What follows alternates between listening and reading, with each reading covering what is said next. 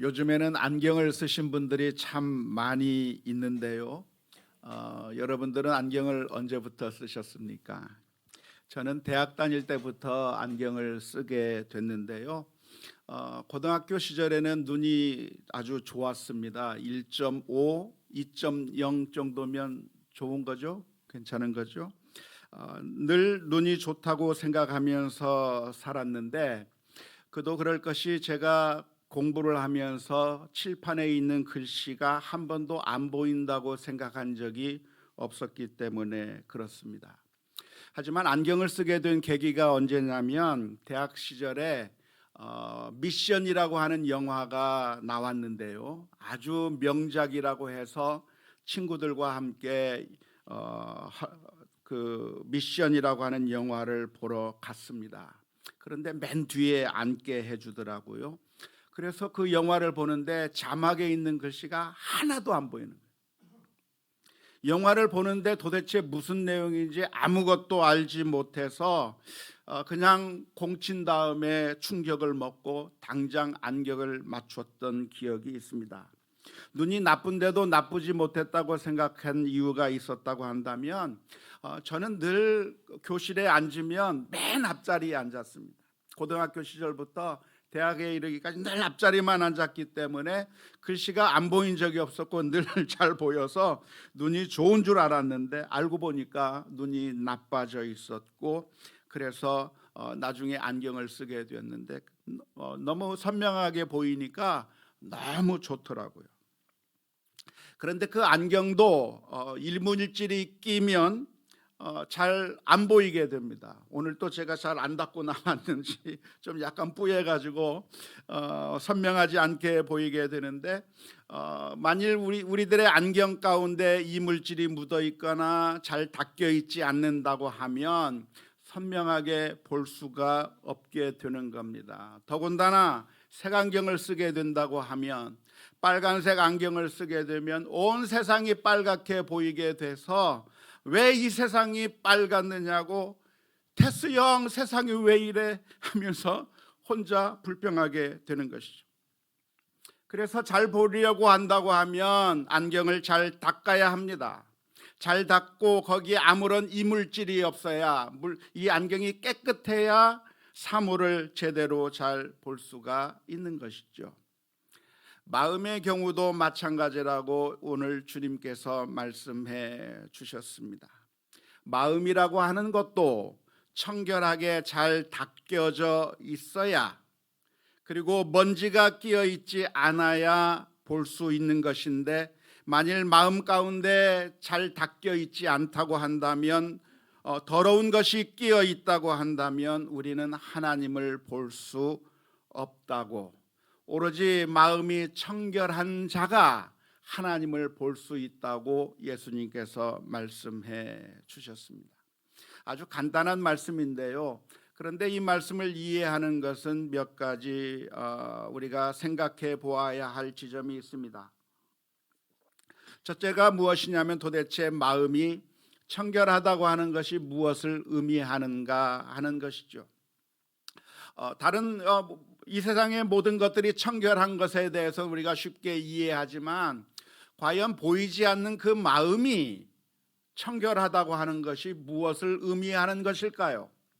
더 나아가서 그 마음이 청결한 자는 하나님을 볼 수 있다고 했는데 하나님은 영이신 하나님이기 때문에 우리의 육안으로 볼 수 없는 그 하나님을 어떻게 볼 수 있다고 하는 말인지 그 말을 우리가 좀 고민하면서 이해해야 할 필요가 있겠습니다. 도대체 마음이 청결하다고 하는 것이 무슨 의미일까요? 마음이 청결하다. 마음이 청결하다고 하는 것은 어떠한 상태를 가리키는 것일까요? 우리가 성경 말씀을 이해하기 위해서는 정반대의 상황을 생각해 보면 이해하기가 쉬운데요. 마음이 청결하다고 하는 것을 이해하기 위해서는 마음이 청결하지 못한 상태, 마음이 더러운 상태를 우리가 생각해 본다고 하면 정반대로 마음이 청결한 것에 대해서 이해할 수 있을 것 같습니다. 마음이 더럽혀진 경우, 도대체 그 경우는 어떤 경우를 가리켜서 마음이 더러워졌다고 말할 수가 있겠습니까? 마음이 더러워진 것에 대해서 이해하려면 예수님께서 하셨던 말씀을 한번 상기해 보면 좋을 것 같습니다. 예수님께서는 마태복음 23장 25절과 26절 말씀 가운데서 이렇게 말씀하신 적이 있습니다. 화 있을진저 외식하는 서기관들과 바리새인들이여, 잔과 대접의 겉은 깨끗이 하되 그 안에는 탐욕과 방탕으로 가득하게 하는도다. 눈먼 바리새인들이여, 너는 먼저 안을 깨끗이 하라. 그리하면 겉도 깨끗하리라 라고 말씀하신 적이 있습니다. 서기관들과 바리새인들을 향해서 해주셨던 예수님의 말씀인데요, 그들의 마음의 그릇이 더러워졌다는 겁니다. 마음의 그릇이 더러워졌는데 그들의 더러워진 것이 무엇으로 채워져 있기 때문에 더러워졌는가? 탐욕과 방탕으로 가득하게 되어서 그들의 마음이 더러워졌다는 겁니다. 그러니까 예수님께서 서기관들과 바리새인들을 향해서 이런 말씀을 해주신 것을 기억한다고 한다면, 마음이 청결하다고 하는 것은 무슨 의미일까요? 우리들의 마음 가운데 탐욕이 제거된 상태, 우리들의 마음 가운데 방탕함이 사라진 그 상태를 가리켜서 마음이 청결한 것이라고 이해할 수가 있겠습니다. 그런 것이죠. 만일 우리들의 마음 가운데 탐욕으로 얼룩져 있다고 한다면 하나님이 보이지 않는 겁니다. 우리들의 마음 가운데 탐욕이 가득하여 있다면, 탐심이 생긴다고 하면 하나님이 보이지 않는 것이죠. 흔히 우리가 하는 표현 가운데 돈의 욕심에 눈이 먼다고 하는 그런 표현이 있는데요, 돈의 욕심이 생기게 되면 앞이 보이지 않는 겁니다. 상황 판단을 하지 못하는 겁니다. 욕심이 마음속에 가득 차 있기 때문에 하나님도 보이지 않고 사람들이 비난하는 것도 귀에 들리지 않고 뻔뻔한 인생을 살아가게 되는 것이죠. 탐욕으로 가득 차 있게 된다고 한다면 진리를 제대로 바라보지 못하게 되고 하나님을 바라보지 못하게 되고 그 탐욕에 이끌려서 살아가게 되는 거예요. 진리에 의해서 살아가는 것이 아니라 탐욕에 의해서 살아가게 되는 것이고, 방탕도 역시 마찬가지입니다. 우리들의 마음 가운데 탐욕과 방탕이 가득 차 있다고 한다면 하나님을 바라보고 하나님의 말씀에 따라 살아가는 것이 아니라 탐욕과 방탕에 의해서 이끌려 살아가게 되는 결과를 빚게 되는 것입니다. 영화 감독 겸 배우 중에 우디 알렌이라고 하는 사람이 있는데 혹시 아십니까? 우디 알렌? 성경만 보시니까 모르시는가 봐요. 우디 알렌이라고 하는 감독이 있는데요, 저는 이분이 만든 영화를 거의 보지를 못했습니다. 이 영화 배우 겸 감독이 007 카지노 로얄이라고 하는 것에 나왔다는 것 외에는 그렇게 이분의 영화에 대해서 잘 모르는데요, 그런데 이 우디 알렌이라고 하는 영화 감독이 유명한 것은 그의 인생이 막장 드라마 그 자체였기 때문에 그렇습니다. 수없이 결혼하고 이혼한, 몇 번 결혼하고 이혼한 그런 전력이 있는 것인데, 이 우디 알렌이라고 하는 영화 배우가 미아 페럿이라고 하는 그 사람과 결혼을 하게 됐습니다. 그런데 그 미아가 원래부터 데리고 있던 자녀들이 있었는데요, 입양한 자녀들 가운데 순이라고 하는 한국계 입양아가 하나 있었습니다. 그러니까 우디 알렌과 결혼을 하게 되니까 이 순이라고 하는 여자 입양아와 우디 알렌 사이의 관계는 아빠와 딸의 관계라고 할 수 있을 겁니다. 근데 어느 날 이 순이라고 하는 입양아의 나체 사진을 그 엄마가 발견하게 된 것이죠. 그 우디 알렌의 서재에서. 그래서 결국 자초지종을 따지다가 결국 엄마와 입양 수양 딸 사이에 서로 논쟁이 벌어졌고, 엄마를 선택할래 우디 알렌을 선택할래 했을 때 이 아이가 엄마를 버리고 자신과 나이 차이가 35살이나 나는 자신의 그 양아버지와 결혼을 하게 됐습니다. 막장 드라마도 이런 막장 드라마가 없을 거라고 생각이 드는데요. 아주 유명한 인사였기 때문에 타임지 기자가 그 우디 알렌을 만나서 인터뷰를 했습니다. 이런저런 질문들을 던지면서 당신이 당신의 딸뻘 되는 이 순이라고 하는 한국계 입양아와 결혼하게 된 것이 양심의 가책이 되지는 않습니까? 라고 질문을 던졌을 때 이 우디 알렌이 대답한 말이 있습니다. 뭐라고 대답했냐면, 마음이 원하는 것을 하는 겁니다. 거기에는 어떤 논리가 있는 게 아닙니다. 라고 하는 대답을 해서 그 말이 아주 유명해졌습니다. 마음은 그 어떤 논리로도 설명할 수 없는 일을 한다고 하는 것이죠. 한편으로는 맞는 말 같으면서도 어쩌면 우리들의 마음이라고 하는 것이 얼마나 비논리적이고 어리석게 움직이고 있는가를 생생하게 보여주는 말이라고 할 수가 있겠습니다. 그 마음이라고 하는 것이 탐욕으로, 방탕으로 더러워지게 되면 진리를 보지 못하게 되고 하나님의 말씀도 깨닫지 못하고 그냥 멋대로 살아갈 수밖에 없는 우리들의 그 마음의 상태를 보여준 것이라고 할 수가 있겠습니다. 우리들의 마음도 역시 마찬가지인데요. 우리들의 마음이 만일 탐욕으로 얼룩져 있고 방탕함으로 얼룩져 있게 된다고 한다면 하나님을 볼 수도 없고 진리를 알 수도 없어서 마치 눈을 가리고 질주하는 자동차처럼 결국 그 길로 막 달려가다가 파국으로 치달을 수밖에 없는 결과를 가져오게 될 것입니다. 그런데 주님께서 말씀하시기를 마음이 청결한 자는 복이 있는 것이고 그 자가 하나님을 볼 것이라고 말씀해 주시고 계시는데요. 그러니까 우리를 향해서 주님께서 하시는 말씀을 우리들의 마음을 청결하게 만들어야 된다고 말씀하고 있는데, 도대체 우리는 어떻게 하면 마음을 청결하게 할 수 있을까요? 우리들의 마음 가운데 어떻게 탐욕을 없앨 수가 있겠습니까?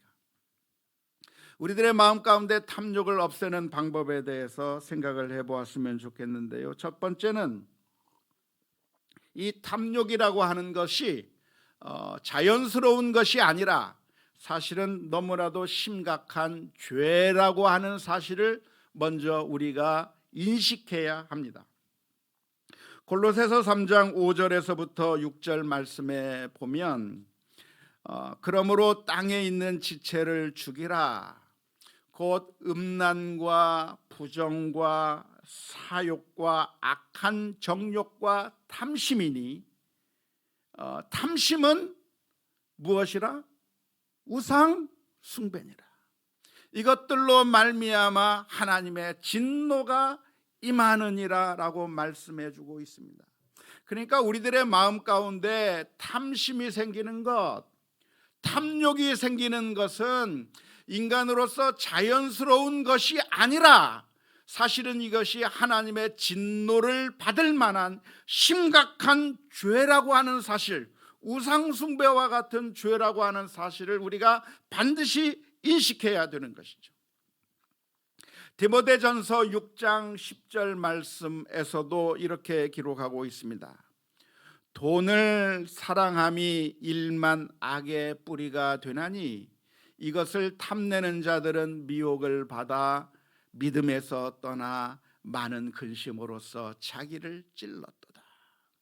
우리들의 마음 가운데 솟아나고 있는 그런 탐욕스러운 마음들이 이것이 괜찮은 것이 아니라 자연스러운 것이 아니라 사실은 이것이 하나님께서 가장 싫어하는 우상 숭배와 같은 것이며, 그 탐심으로 말미암아 하나님의 진노가 우리 가운데 임하는 아주 무서운 죄라고 하는 사실을 먼저 우리가 심각하게 기억해야 할 것입니다.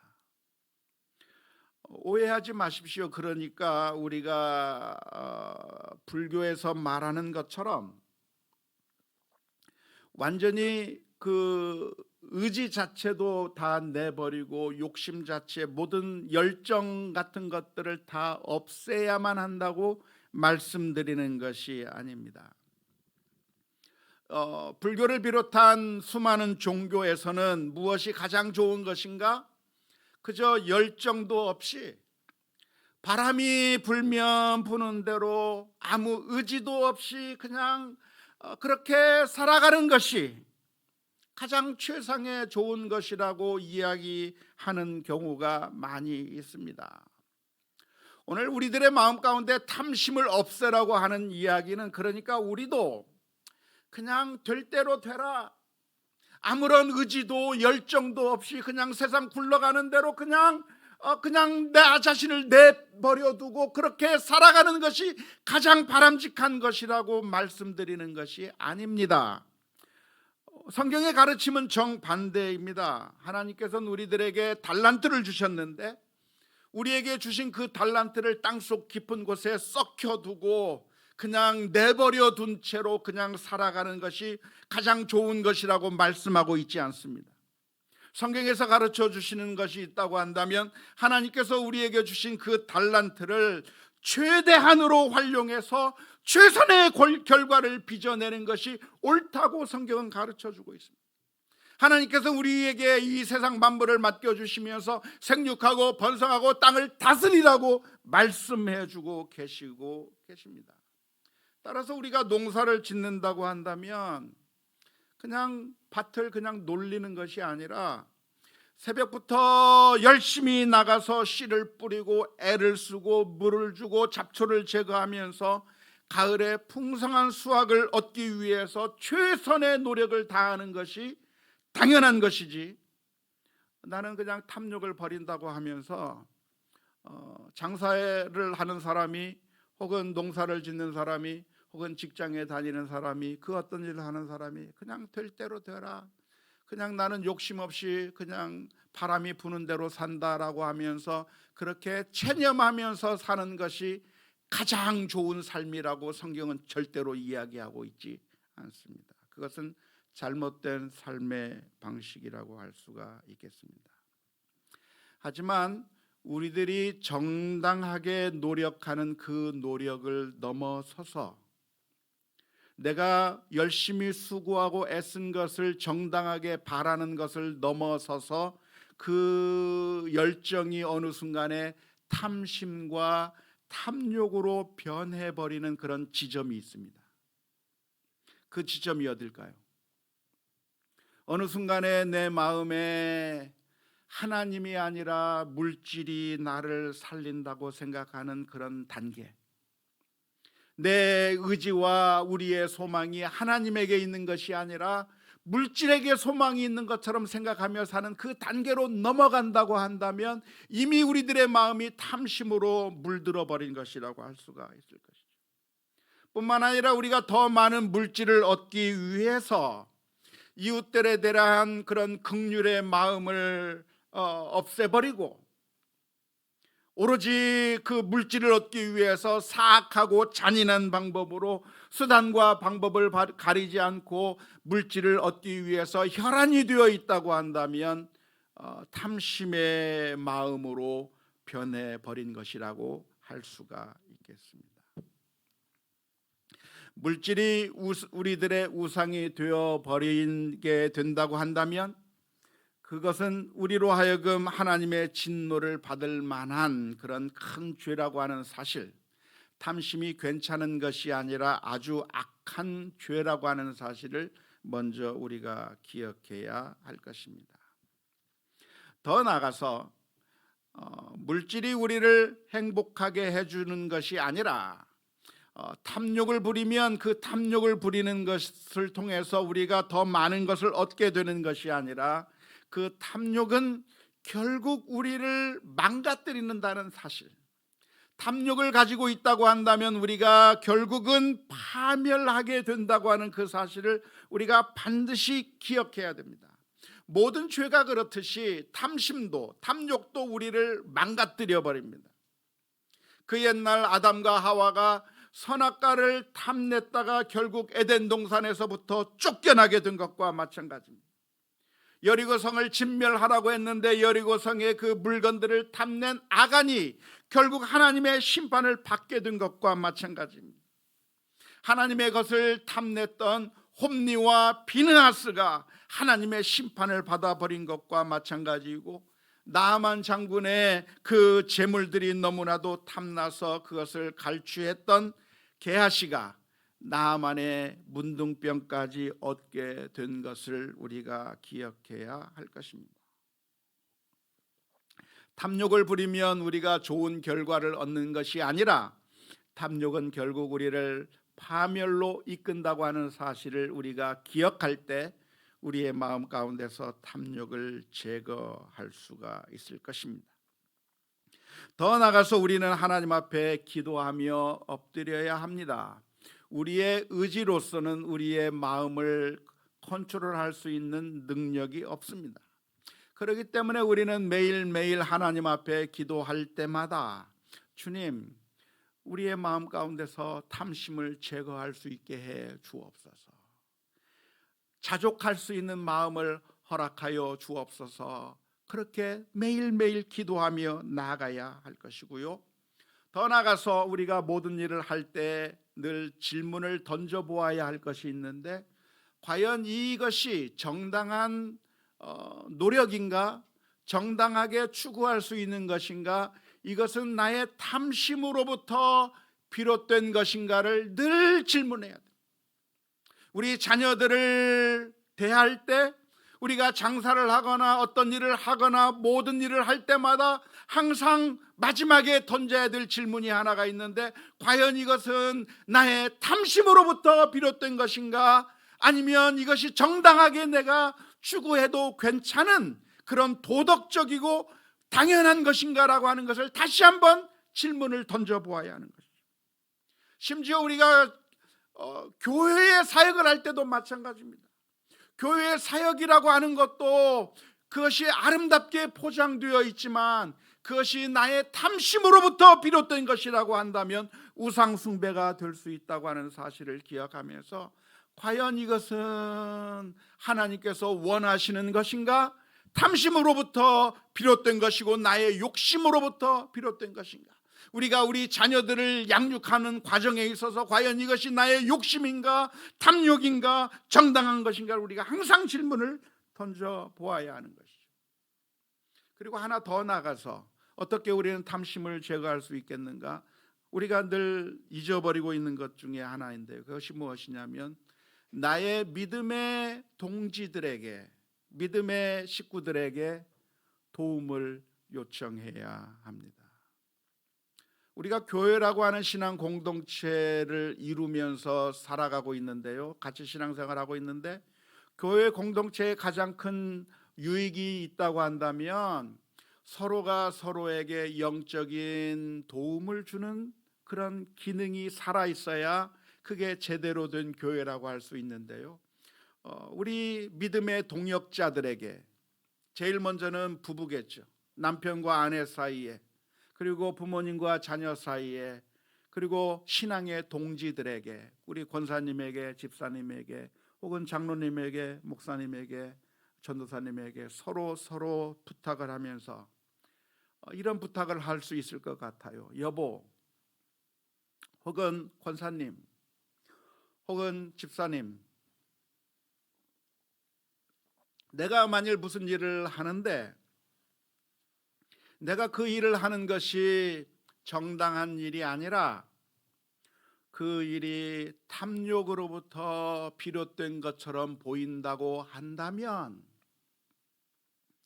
침묵하지 말고 내게 다가와서 혹시 그 일을 하는 것이 탐욕으로부터 비롯된 것은 아닌지 생각해 보셨나요? 라고 내게 말해 달라고 부탁해야 합니다. 저는 여러분들에게 부탁하고 싶어요. 목회자로서 무엇인가를 해 나갈 때 그냥 무조건 목사님이 하는 것이니까 무조건 따라오는 것을 원하지 않고, 여러분들도 여러분들이 저를 도와주는 믿음의 동역자로서 목사님, 지금 이 일을 하려고 하는 것이 정말 하나님께서 원하시는 것인지 목사님의 탐욕으로부터 나온 것인지 한번 기도해 보셨나요? 생각해 보셨나요? 라고 말해주는 믿음의 동역자가 되어서 제가 넘어지지 않기를 도와주는 여러분들이 되기를 바랍니다. 그것이 부모와 자녀들 사이에 서로 이야기할 수 있어야 되고, 남편과 아내 사이에 이야기가 될 수 있어야 되고, 구역 식구들 사이에 서로 사랑으로서 진리를 이야기해 줄 때 우리가 넘어지는 것을 서로가 서로 방지하면서 영적으로 무너지는 것을 막아줄 수 있도록 믿음의 공동체로서 역할을 해야 할 것입니다. 그런데 마음이 청결한 자가 하나님을 볼 것이라고 주님께서 말씀해 주셨습니다. 마음이 청결한 자는 복이 있나니 그들이 하나님을 볼 것이라고 말씀해 주셨는데, 과연 하나님을 본다고 하는 것이 무슨 의미일까요? 하나님은 어떤 하나님이십니까? 영이신 하나님이시잖아요. 영이신 하나님이기 때문에 우리의 육안으로는 볼 수가 없고, 모든 곳에 안 계신 곳이 없이 편재하신 그 하나님이신데, 우리의 눈으로 볼 수 없는 그 하나님을 마음이 청결한 자는 볼 수 있다고 하는 말이 도대체 무슨 의미입니까? 어느 날 갑자기 기도하는 가운데 하나님께서 그 옛날 선지자들에게 말씀하셨던 것처럼 아무개야 라고 말씀하시는 것을 들을 수 있다고 하는 그런 의미일까요? 아니면 기도하는 가운데 불꽃 같은 것이 확 비치면서 하나님의 그 초자연적인 현상이 우리들에게 나타나는 것을 보게 된다고 하는 그런 의미일까요? 어떤 분이 간증하는 것처럼 기도하는 가운데 붉은 십자가가 내 앞에 다가오는 것을 보는 것처럼 마음이 청결한 자는 그것을 볼 수 있다고 하는 그런 의미일까요? 많은 사람들이 그런 식으로 이해하는 경우가 많이 있지만 절대로 그렇지 않습니다. 오해하지 마십시오. 그것이 불가능하다고 하는 이야기는 아닙니다. 하나님께서는 성경 시대에 그렇게 했던 것처럼 오늘날에도 그렇게 하시려면 하실 수도 있을 겁니다. 하지만 마음이 청결한 자가 하나님을 본다고 하는 이야기는, 그러니까 눈에 보이지 않는 하나님을 우리가 직접 우리가 사람 보듯이 그렇게 볼 수 있다고 하는 그런 의미는 아닙니다. 하나님을 본다고 하는 그 의미는 하나님을 알게 된다고 하는 의미입니다. 하나님이 어떤 분이시고 하나님께서는 내게 무엇을 원하시고 계시고 주님의 마음이 무엇인지에 대해서 알아가게 된다고 하는 것이죠. 우리가 하나님을 본다고 하는 얘기는 하나님이 정말로 계시다고 하는 그 사실을 우리가 인식하게 되고, 그 하나님께서 내게 무엇을 원하고 계시고 우리에게 무슨 말씀을 하고 계시는지에 대해서 생생한 관계 가운데서 알아가게 된다고 하는 그런 의미의 말씀입니다. 지난 금요일 날 영화가 하나 개봉이 됐는데요, 넷플릭스라고 하는 것을 통해서 우리 한국 영화 승리호라고 하는 영화가 개봉이 됐습니다. 혹시 보셨습니까? 안 보시죠? 전 일부러 찾아봤습니다. 넷플릭스 영화인데 아주 참 잘 만든 영화입니다. 명작이라고 하기까지는 아쉬운 것이 좀 많이 있지만 우리 한국 영화의 가능성을 보여준 아주 많이 앞으로 이 영화계에서도 결국 한국 사람들, 한국 영화가 많이 진출할 수 있겠다고 하는 그런 가능성을 보여준 영화여서 재밌게 보았던 영화입니다. 근데 그 장면 중에 하나가 어떤 장면이 나오냐면 태호라고 하는 역할을 맡은 송중기가 도박을 하는 장면이 나옵니다. 도박에 빠져서 지금 한참 도박을 하고 있는데 그 태호라고 하는 그 주인공의 딸 같은 여자아이가 하나 있습니다. 공교롭게도 이름이 순이입니다. 오늘 순이가 자꾸 나오는데 그 꼬마 아이가 도박을 하고 있는 아빠 곁에서 그림을 그리고 글씨를 쓰면서 아빠에게 다가와서 이야기를 합니다. 아빠, 나 이거 썼어요. 아빠, 나 이거 썼어요 하면서 자기가 쓴 글씨를 아빠에게 보여주고 싶어서 그 옆에서 이야기를 하는 겁니다. 거기에 쓴 내용이 무슨 내용이냐면 이런 내용이에요. 아빠, 순이는 아빠가 제일 좋아. 밥 먹을 때, 신발 신을 때, 빨라 할 때도 너무 좋아. 순이도 아빠처럼 좋은 사람 될 거야. 그 글을 써서 아빠가 써주었던 그 말을 그대로 받아 적어서 반대로 거기에 아빠를 좋다고 하는 말을 적어서 그걸 써가지고 그 여자아이 꼬마아이가 아빠에게 보여주고 싶은 거예요. 아빠, 내가 이거 썼어. 근데 도박에 빠져있던 그 태호가 그 딸아이를 향해서 뭐라고 한 줄 아세요? 영화 장면 한번 보여줘 보세요. 도박에 빠지면서 하는 말이 저리 가! 돈 1달러 쥐어주면서 나가서 뭐 사 먹고 와. 나중에 순이가 없어져 버리고 결국 그 아이가 쓴 그 글을 나중에 바라보면서 눈물을 흘리는 장면이 나와요. 우리가 마음이 청결한 자가 하나님이 본다고 하는 말씀은 무슨 의미냐면 하나님과의 그 생생한 관계 속으로 들어간다고 하는 그런 의미.